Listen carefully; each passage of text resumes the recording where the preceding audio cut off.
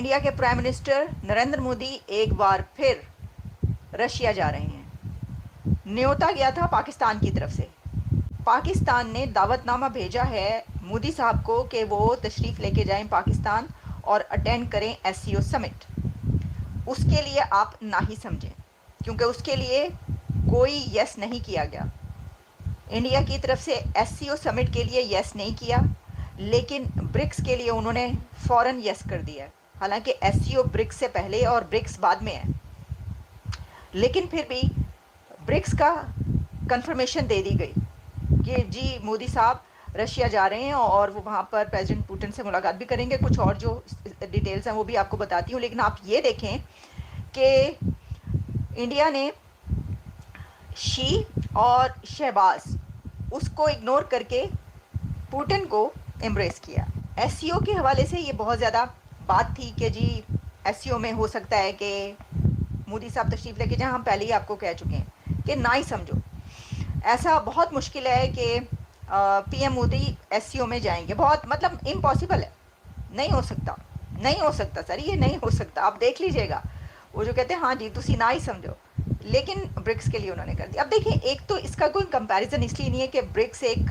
बड़ी समिट है। आप जानते हैं ब्रिक्स में दुनिया की कौन कौन सी पावर, वैसे तो ब्रिक्स में जो कंट्रीज शामिल हैं उसमें अब पाकिस्तान भी ब्रिक्स में शामिल होने की कोशिश कर रहा है। तो मेरा तो ख्याल है कि कितने ही कंट्रीज़ जिनको इंडिया ने शामिल करवाया है, ब्रिक्स के अंदर दाखिल करवाया है, पाकिस्तान के अगर इंडिया के साथ अच्छे रिलेशंस होते तो पाकिस्तान के तमाम मसाइल का, तमाम इश्यूज़ का जो रिजॉल्व करने का तरीका इंडिया के पास है।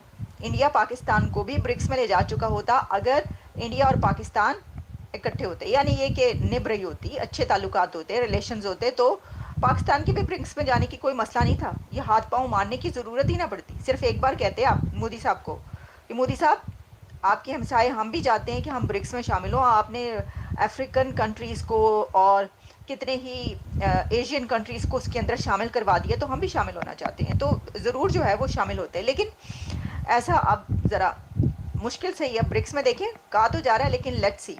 अच्छा, अब इसके अंदर जो सिर्फ ये नहीं है कि वो जाएंगे तो प्रेसिडेंट पुतिन से उनकी मुलाकात होगी, बल्कि इसके ऊपर खबर ये है कि प्रेसिडेंट पुतिन के साथ उनके बायलैटरल इश्यूज़ और ख़ास तौर पर काफ़ी एग्रीमेंट्स के ऊपर गुफ्तगू होनी है। काफ़ी एग्रीमेंट्स इंडिया और रशिया के इस विज़िट, मोदी साहब के ये जो अब विज़िट आने लगा है अक्टूबर में, इसमें भी एग्रीमेंट्स होंगे।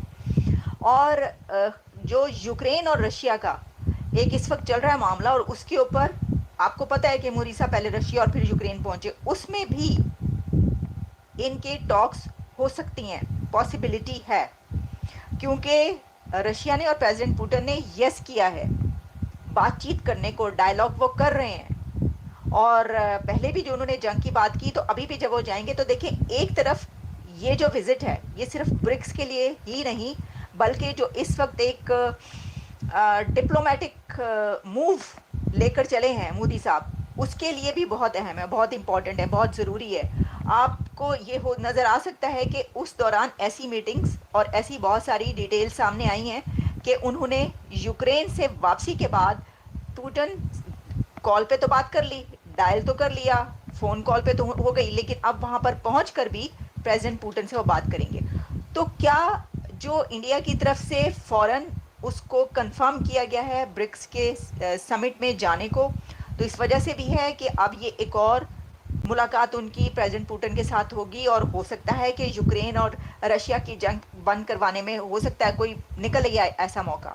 लेकिन अगर हम इसको इस तरह ना भी लें तो तब भी ब्रिक्स में तो उन्होंने जाना ही था। लेकिन ये बात है अपनी जगह पर कि इस वक्त जो हालात चल रहे हैं उसमें उनका जाना बहुत ज़रूरी लगता है, कि ये भी एक वजह है कि वो वहाँ पर जाना चाह रहे हैं, और वो बात करेंगे जंग के हवाले से भी।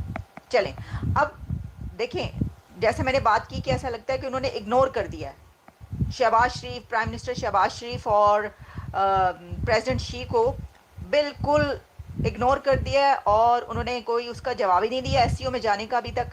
तो ना ही समझिए, असी ना ही समझिए तो दूसरी ना ही समझो। कहने का मकसद ये है कि कोई उस तरफ से वो नहीं है। तो साफ नज़र आ रहा है। देखिए, इसमें एक तो ये भी है ना कि ब्रिक्स और एससीओ को हम कंपेयर नहीं कर सकते, कंपैरिजन नहीं है। एससीओ का तो वो कहते हैं कि क्या है, इसका क्या है, एससीओ में कोई ऐसा एजेंडा कि जिससे उनको कोई फ़ायदा पहुंचे। मैंने इसके ऊपर पहले भी एक प्रोग्राम किया, आप वो देख लें। उसके अंदर मैंने डिटेल में इसके ऊपर बातचीत की है। तो उनको ऐसा नज़र नहीं आता कि उसमें जाने का कोई फ़ायदा होगा उनको। तो इसलिए आप देख लीजिएगा, ज़हर आएगा तो ज़रूर कोई ना कोई जाएगा पाकिस्तान इंडिया से। मैं आपको बता दूं, मेरा ख्याल है कि एक तो मैंने पहले ये कहा कि वर्चुअल हो सकता है, ऑनलाइन वो अटेंड कर ले, लेकिन ये भी पॉसिबिलिटी है कि इंडिया से SCO अटेंड करने के लिए पाकिस्तान कोई जाए। डॉक्टर जयशंकर का भी मुश्किल मुझे नज़र आता है, कोई और हो सकता है जाए। और अगर जयशंकर साहब समझेंगे तो चलेगा, तो फिर तो देखिएगा कि कैसे बहुत ज़्यादा ये जो समिट है ये उठ जाएगी। अब पाकिस्तान को इसलिए भी ज़रूरत है कि इंडिया PM मोदी या डॉक्टर जयशंकर तक कम से कम ज़रूर जाएं, क्योंकि उनके जाने से देखिए ना, हर तरफ तो मोदी मोदी हो रहा है, हर तरफ हो रहा है कि मोदी साहब कभी रशिया जा रहे हैं, कभी यूक्रेन जा रहे हैं। तो जो लीडर दुनिया के इतने बड़े बड़े कंट्रीज़ में विजिट कर रहा होगा एक ऐसे टाइम में, कि जब ABC न्यूज़ क्या लिख रहा है, अब इसके ऊपर आते हैं। ABC न्यूज़ ये लिख रहा है, A wartime visit by Modi, the popular and powerful leader of the world's second most populous nation, its fifth largest economy and a major military and economic partner for Russia, has long been near the top of Kiev's diplomatic wish list। ये उन्होंने लिखा था ABC ने, और ABC इसके ऊपर उसने बातचीत भी की है इसके ऊपर, और वो ये लिख रहा है कि ये जो है उनका यूक्रेन का विजिट, ये दुनिया का इस वक्त सबसे अहम विजिट था, क्योंकि इसके थ्रू ऐसा बहुत कुछ हो सकता है, बहुत सारी डेवलपमेंट सामने आ सकती हैं जो दुनिया का नक्शा, यानी जो इस वक्त हालात बने हुए ये बदल कर रखते हैं। ABC न्यूज़ ने ये लिखा है, it's great news for Ukraine and can be viewed as a diplomatic victory. उन्होंने कहा कि ये यूक्रेन के लिए एज ए डिप्लोमेटिक विक्ट्री के तौर पर देखा जा रहा है। ये यूक्रेनियन पार्लियामेंट के जो मेंबर हैं and chair of the bodies foreign affairs committee, उन्होंने ABC न्यूज़ को ये बताया।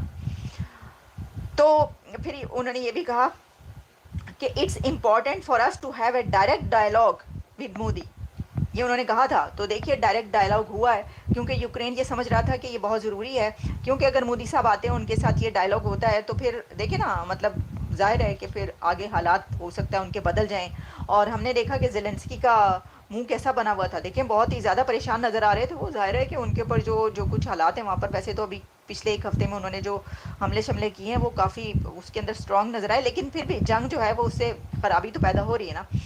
तो इसमें अब हम इसको ऐसे कंक्लूड कर सकते हैं कि एक बार फिर मोदी साहब उड़ान भरने लगे हैं, और वो जहाज़ में बैठ के जो है वो जाने वाले हैं रशिया की तरफ, लेकिन उनका जहाज़ पाकिस्तान के ऊपर से दोबारा नहीं गुजरने लगा।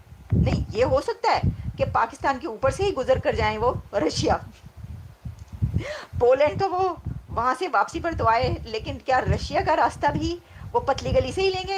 यानी रशिया का रास्ता भी मोदी साहब का प्लेन पाकिस्तान के ऊपर से परवास करके ही जाएगा रशिया की तरफ, या कोई और रास्ता लिया जाएगा, ये तो हम देखेंगे। लेकिन इसके अंदर ये ज़रूर है कि उन्होंने SCO में जाने के लिए पाकिस्तान का रास्ता नहीं लिया। मोदी साहब ने लिया जा सकता था, वो जा सकते थे, ये एक ऐसा मौका आया था कि वो SCO समिट अटेंड कर लेते पाकिस्तान से ज़रा कुछ हालात, लेकिन जो सिचुएशन बनी हुई है इस वक्त, तो उसमें सर्कमस्टांसेस तो ऐसे बिल्कुल नहीं है। कूटनीतिक मोर्चे पर भारत सीना ठोककर लगातार ऐसे फैसले ले रहा है जिसमें अमेरिका, चीन समेत दुनिया के बड़े देश भौचक्के हैं। रूस यूक्रेन जंग हो या फिर इजराइल ईरान वॉर रुकवाने की बात, सबकी नजर PM मोदी की ओर है। और अब खबर आ रही है कि PM मोदी ब्रिक्स समिट में शामिल होने के लिए अक्टूबर के आखिर में रूस जाने वाले हैं। खास बात यह है कि PM मोदी ने शंघाई सहयोग संगठन SCO की बैठक में शामिल होने के लिए पाकिस्तान नहीं जाएंगे,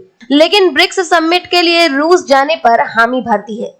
जबकि यह बैठक उसके बाद है, यानी शहबाज शरीफ को ना और पुतिन को हाँ। इस फैसले से PM मोदी ने एक तीर से दो निशाने लगाए हैं। एक तो पाकिस्तान जाने से बचेंगे, दूसरे चीन को समझ आएगा कि PM मोदी के लिए प्रायोरिटी क्या है। SCO समिट 15 और 16 अक्टूबर को पाकिस्तान की राजधानी इस्लामाबाद में होगा। शहबाज शरीफ ने इसके लिए PM मोदी को न्योता भी भेजा है, लेकिन अब तक भारत सरकार ने इस पर कोई फैसला नहीं लिया है। विदेश मंत्रालय ने साफ कहा है कि सरकार ने इस मामले पर कोई फैसला नहीं लिया है। MEA ने भी कोई टिप्पणी नहीं की है, इसलिए किसी तरह की अटकलों से बचे।